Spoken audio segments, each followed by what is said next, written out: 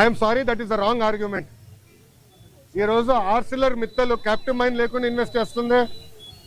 ఎన్ఎండిసితో tie up అయ్యి captive mine లేకుండా వాళ్ళు ఇన్వెస్ట్ చేస్తున్నారు కదా. వాళ్ళు 14 మిలియన్ మెట్రిక్ టన్ ప్లాంట్ వాళ్ళు ఇన్వెస్ట్ చేస్తున్నారు 2 దశల్లో. సో అది కావాలని ఇన్ఎఫిషియన్సీని దాంట్లోకి దోస్తున్నారు. మీరు ఉద్యోగస్తులు అడగండి, కొంతమంది సీఈఓలుగా వచ్చిన వాళ్ళ వల్ల ఇవన్నీ ఇబ్బందులు వచ్చినాయి. పకడ్బందీగా ఏర్పాటు చేయాలి. అది నిర్మలా సీతారామన్ గారితో కూడా చంద్రబాబు నాయుడు గారు మొన్న ఢిల్లీలో మాట్లాడారు. మీరు చూస్తారు కదా, విశాఖ ఉక్కుని సెట్ చేస్తాం. Highest profit making iron steel factory చేసే బాధ్యత మేము తీసుకుంటాం.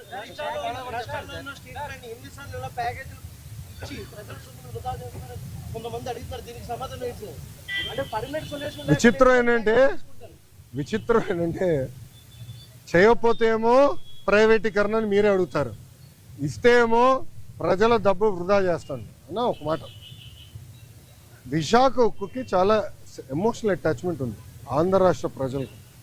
ఆనాడు విశాఖ ఉక్కు ఆంధ్రుల హక్కు అని ఎంతోమంది త్యాగాలతో విశాఖ ఉక్కు ఏర్పడింది. కొంతమంది అధికారుల ఇన్ఎఫిషియన్సీ వల్లనే, మళ్ళీ ఐఎమ్ రిపీటింగ్, కొంతమంది అధికారుల ఇన్ఎఫిషియన్సీ వల్లనే ఆ ఉక్కు ఫ్యాక్టరీ ఇలాంటి పరిస్థితికి వచ్చింది. లేదంటే it is one of the highest profit making. విశాఖకున్న టెక్నాలజీ కూడా అద్భుతమైన టెక్నాలజీ అన్న. నేను హైదరాబాద్లో ఇల్లు కట్టుకున్నప్పుడు విశాఖ స్టీలే వాడా. ఇప్పుడు అమరావతిలో ఇల్లు కట్టబోతున్నా, విశాఖ స్టీలే వాడతా. ఎందుకంటే నాకు నమ్మకం ఉంది ఆ స్టీల్ మీద. క్వాలిటీ, ఒక్క నిమిషం వినండి, కూర్చోండి. క్వాలిటీ పైన నాకు నమ్మకం, అంటే అంత మంచి టెక్నాలజీ ఉంది విశాఖ. కొంతమంది లీడర్షిప్ వల్ల దెబ్బతిన, అది నిర్మలా సీతారామన్ గారితో కూడా చర్చ జరిగింది. పకడ్బందీ అయిన లీడర్షిప్ని మేము తీసుకొస్తాం, దాని దారిలో పెడతాం. డివిడెండ్ ద్వారా, ఉద్యోగాల ద్వారా మళ్ళీ దేశాన్ని తిరిగి మేము డబ్బులు ఇస్తాం. ఓకేనా? పాపం మీ వాళ్ళకి చోట్ల గారిపోతున్నాయి. ఒక్క నిమిషం, మళ్ళీ సమాధానం చెప్పొద్దు, పారిపోయారని మీరే రాస్తారు. బాగండి, చెప్పండి సార్. సారీ, రిపీట్ చేయండి సార్. సాయిరెడ్డి గారు ఏమన్నారండి? రాజకీయ సన్యాసం తీసుకుంటున్నా అని చెప్పారు. ఇంక మళ్ళీ దాని పార్టీలో చేరేది, టీడీపీలో చేరేది ఏమన్నా?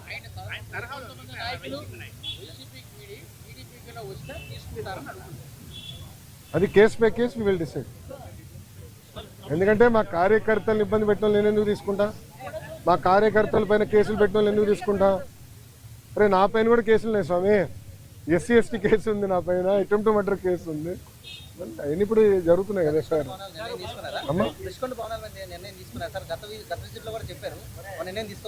తీసుకోవాలమ్మా. ప్రజలకు ఓపెన్ చేయమంటారా? చూడాలేమో ప్రజలు కూడా. ఒక 3 నెలలు ఓపెన్ చేద్దాం.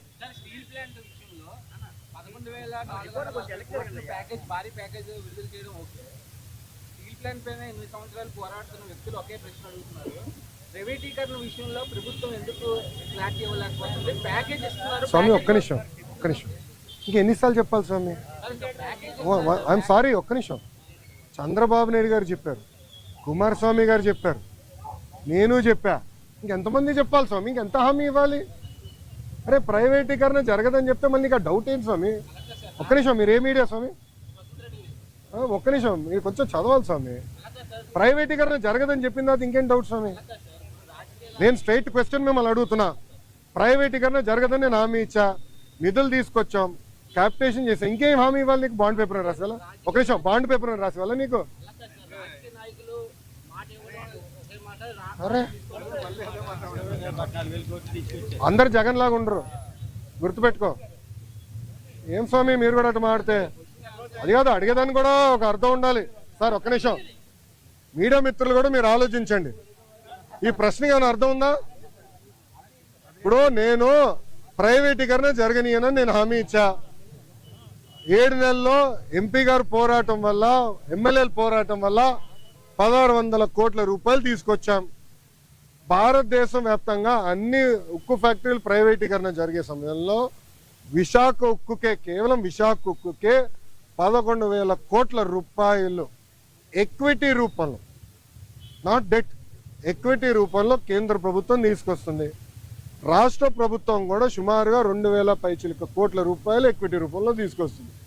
మళ్ళీ ప్రైవేటీకరణ అడుగుతాడు ఈయన. నాకే అర్థం అవుతుంది. నీకు ఎట్ట సమాధానం చెప్పాలరప్ప? మీరే చెప్పండి, నాకు అర్థం. ఒక నిమిషం, నేను చాలా స్పష్టంగా దీని గురించి చెప్పదలుచుకున్నాను. పిల్లలకి ఎలాంటి ఇబ్బంది లేదు ఈరోజు. ఎందుకంటే డైరెక్ట్ యజమాని అకౌంట్లో మేము వేస్తామని హామీ ఇచ్చాం. రైట్, ఆల్రెడీ ఫైనాన్స్ కూడా కేటాయించాం. ఓన్లీ ఇష్యూ ఏంటంటే కేంద్రం నుంచి దళితులకి కేంద్రం నుంచి డబ్బులు వస్తాయమ్మా. అది లింకింగ్ ప్రాసెస్లో అయిపోతుంది, త్వరలో రిలీజ్ అవుతుంది. సో డైరెక్ట్ అకౌంట్లో వేస్తాం. ఎవరు పిల్లల అకౌంట్, తల్లిదండ్రులకి ఎలాంటి ఇబ్బంది లేదు, వాళ్ళని పిల్లలు చదివించుకోవచ్చు. యజమాని అకౌంట్లో వేస్తాం.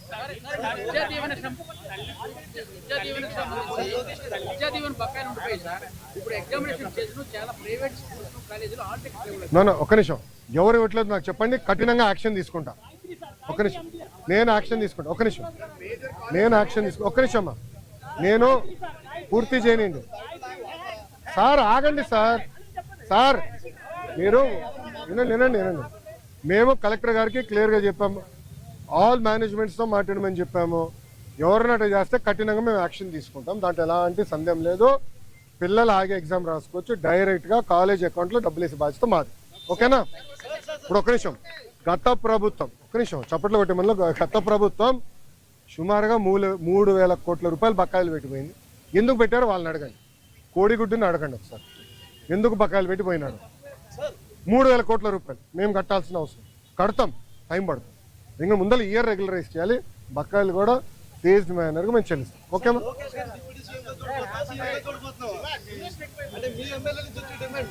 తెలుగుదేశం పార్టీ కార్యకర్తగా చూస్తున్నాను అంతే, నాకు అవసరం లేదు అనా. ఒక్క నిమిషం, చంద్రబాబు నాయుడు గారు నాకు ఏ బాధ్యత ఇచ్చినా అహర్నిశలు నేను కష్టపడతా, పని చేస్తా, పార్టీని బలోపేతం చేస్తా.